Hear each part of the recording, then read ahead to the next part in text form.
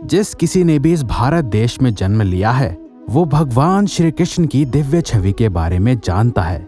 उन्हें भारत में ही नहीं बल्कि फॉरेन कंट्रीज में भी पूरी श्रद्धा से पूजा जाता है, जिसमें यूरोप, अमेरिका से लेकर पाकिस्तान भी शामिल है और चाइना में तो उनके 10,000 से भी ज्यादा चाइनीज भक्त मौजूद हैं। भगवान श्री कृष्ण एक सच्चे आध्यात्मिक गुरु हैं जिन्हें इस ब्रह्मांड ने कभी विटनेस्ड किया हो, जिनका 5,000 साल पहले दिया गया ज्ञान आज भी करोड़ों लोगों द्वारा भगवत गीता के रूप में पढ़ा जाता है। उन्होंने डिवोशन और धर्म के साथ साथ संपूर्ण विश्व को अल्टीमेट ट्रुथ और आत्मा के एग्जिस्टेंस के बारे में एजुकेट किया।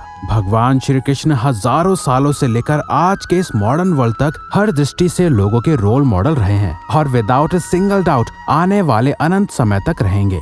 भगवान श्री कृष्ण अपनी लाइफ से कई ऐसे लेसन सिखाते हैं जिन्हें डेली लाइफ में आसानी से अप्लाई किया जा सकता है। इस वीडियो में आज हम इन्हीं कुछ लेसन्स के बारे में चर्चा करने जा रहे हैं, जिसे सुनने और ठीक से समझने के बाद आपको कुछ नया सीखने को मिलेगा।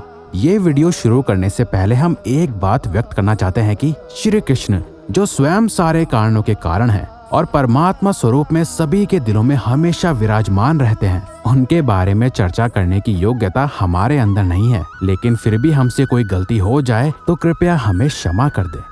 नमस्कार दोस्तों, आप सबका विटी सेज में स्वागत है। Be humble.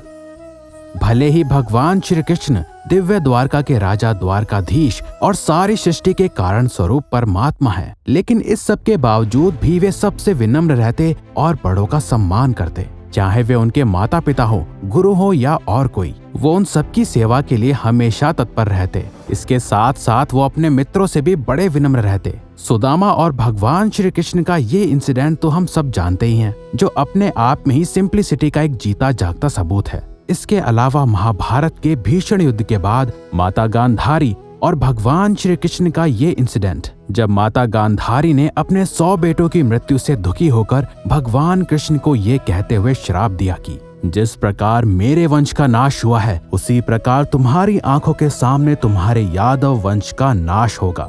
इस पर भगवान कृष्ण मुस्कुराए और बोले, मैंने जीवन भर माताओं के आशीर्वाद को ग्रहण किया है, तो आज ये वासुदेव कृष्ण माता के श्राप को भी स्वीकार करता है। इस तरह श्री कृष्ण ने माता गांधारी को क्षमा करते हुए स्वयं पर लगा अभिशाप हंसते हंसते स्वीकार कर लिया। भगवान श्री कृष्ण की तरह हमें भी अपने जीवन में विनम्रता का भाव रखना चाहिए, क्योंकि सिंप्लिसिटी से ही हमारे बिहेवियर का पता चलता है। अगर हम ध्यान से देखें तो सरल मनुष्य ही जीवन में मान और सम्मान प्राप्त करता है, जिसका गुणगान लोग उसकी मृत्यु के बाद भी करते हैं। जो लोग अपने बारे में सेल्फ इम्पोर्टेंस और लो व्यू रखते हैं, उन्हें हम्बल कहा जा सकता है। विनम्र व्यक्ति अपने आप को दूसरों से बेहतर नहीं समझता और न ही अपने आप को दूसरों से कम आंकता है, लेकिन वो अपने आप को इन दो के बीच न्यूट्रल मानता है। जो लोग विनम्र होते हैं वो दूसरों के सामने अपनी अकम्प्लिशमेंट्स या एबिलिटीज का घमंड नहीं करते। अगर हम ध्यान से देखें तो सारे आध्यात्मिक परंपराओं में विनम्रता का प्रमुख स्थान रहा है। इसे सभी गुणों की जननी भी कहा जा सकता है। इसीलिए इस क्वालिटी को भगवत गीता 13.08 में भगवान श्री कृष्ण विजडम के 20 क्वालिटीज में सबसे पहले स्थान पर रखते हैं।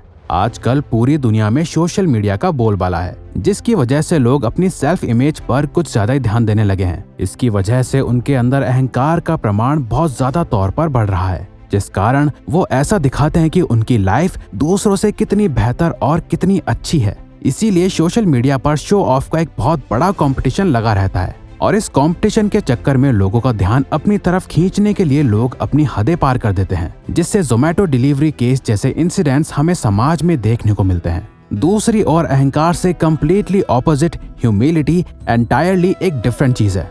ऐसा इसलिए क्योंकि विनम्र लोगों में रिस्पेक्ट की लालसा नहीं होती। वे अपने आप को भगवान श्री कृष्ण का नित्य सेवक मानते हैं, जिस कारण वो अपने सेल्फ वर्थ को सुरक्षित महसूस करते हैं। इसीलिए उन्हें उन सुखों की आवश्यकता नहीं होती जो अहंकार से प्राप्त होती है। इसीलिए जब भी अहंकार उन्हें लुभाता है तो वे इसे रिजेक्ट करने में सक्षम रहते हैं। इस पे चैतन्य महाप्रभु कहते हैं कि तृणादपि सुनी चेन तरोरपि सहिष्णुना अमानिना मान देन कीर्तनीय सदा हरि।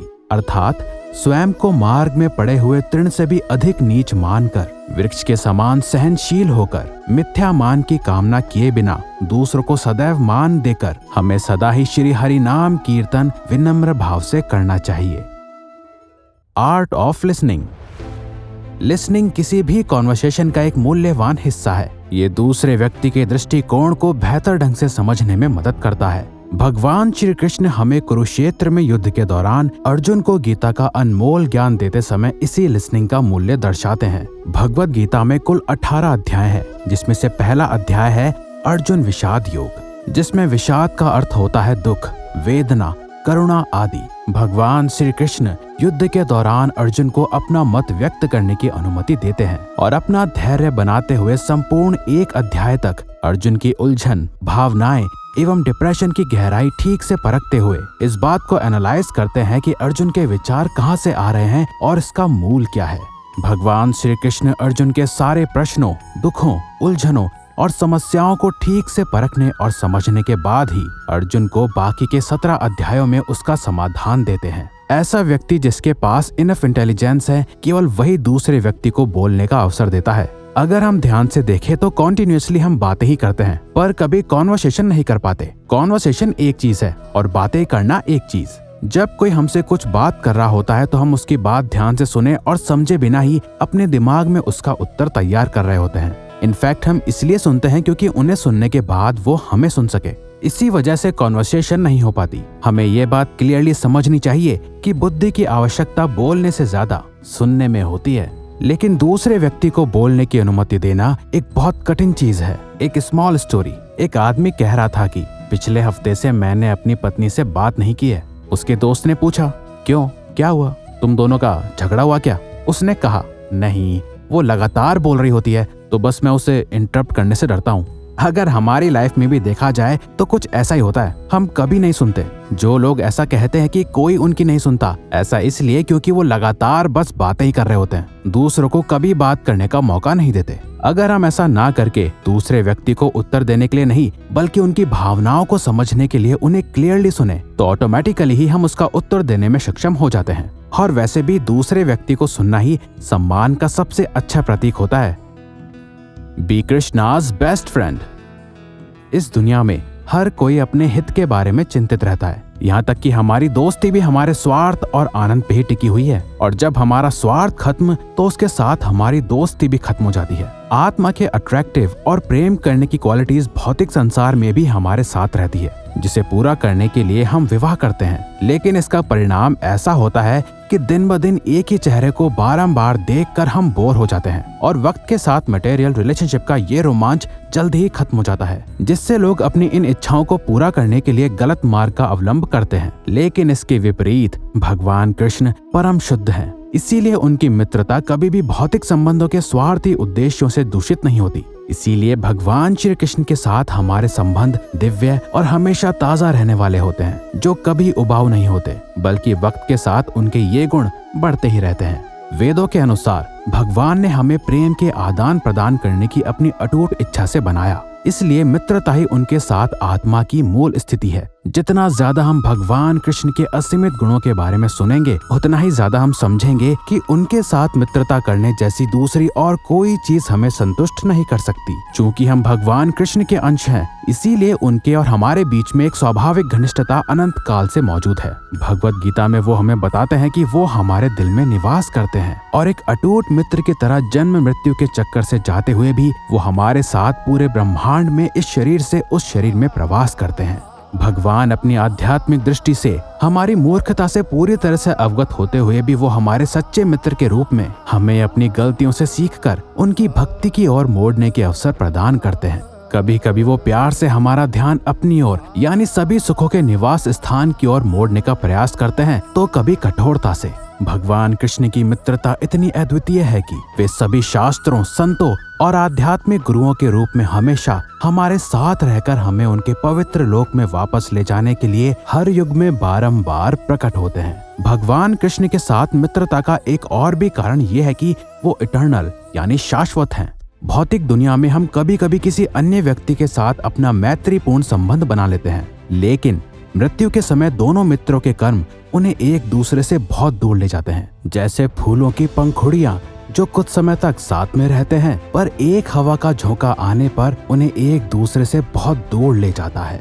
खुशी की बात यह है कि अगर कोई भगवान कृष्ण के साथ मित्रता करता है तो ऐसा नहीं होता। कृष्ण प्राप्ति के इस मार्ग पर चलते हुए भले ही उसकी मृत्यु हो जाए, तब अपने अगले जन्म में वो वहीं से शुरू करता है जहाँ से उसने पिछले जन्म में अपनी भक्ति को छोड़ा था। ऐसे कई करोड़ों जन्मों के प्रयासों के बाद अंत में वो भगवान श्री कृष्ण को प्राप्त कर लेता है। इसका प्रमाण भगवत गीता के इस श्लोक में साफ साफ देखा जा सकता है।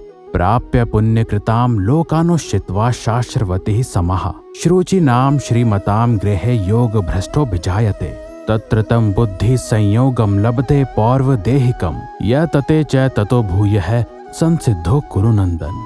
अर्थात असफल योगी पवित्र आत्माओं के लोकों में अनेकानेक वर्षों तक भोग करने के बाद या तो सदाचारी पुरुषों के परिवार में या धनवानों के कुल में जन्म लेता है। हे कुरुनंदन, ऐसा जन्म पाकर वो अपने पूर्व जन्म की दैवी चेतना को पुनः प्राप्त करता है और पूर्ण सफलता प्राप्त करने के उद्देश्य से वो आगे उन्नति करने का प्रयास करता है। तो अगर अब आपसे कभी कोई पूछे कि मरने के बाद अपने साथ क्या ले जाओगे, तो इस बार आपके पास जवाब होगा भक्ति, कृष्ण भक्ति। हमारी यानी इस संसार की सारी आत्माओं की ट्रू आइडेंटिटी भगवान कृष्ण के सेवक की है। जीवेर स्वरूप होए नित्य कृष्णदास। तो इसीलिए हमें ये याद रखना चाहिए कि उनके पास कभी भी जाते हुए हमारे मन में उनके प्रति एक सेवा का भाव होना चाहिए। जिस प्रकार भगवान अपनी कृपा से अपने भक्तों के सुख के लिए हमेशा व्यवस्था करने में व्यस्त रहते हैं, उसी प्रकार हमें भी उनकी प्रसन्नता के लिए उनकी सेवा करने का प्रयास करना चाहिए।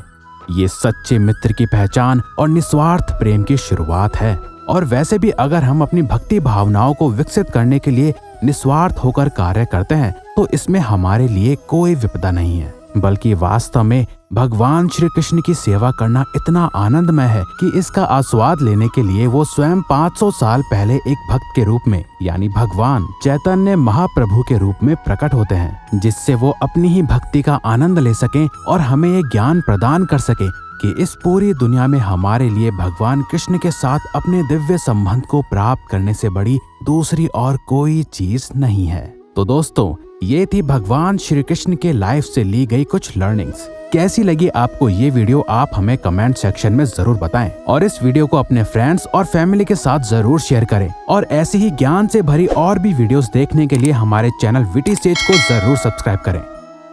धन्यवाद।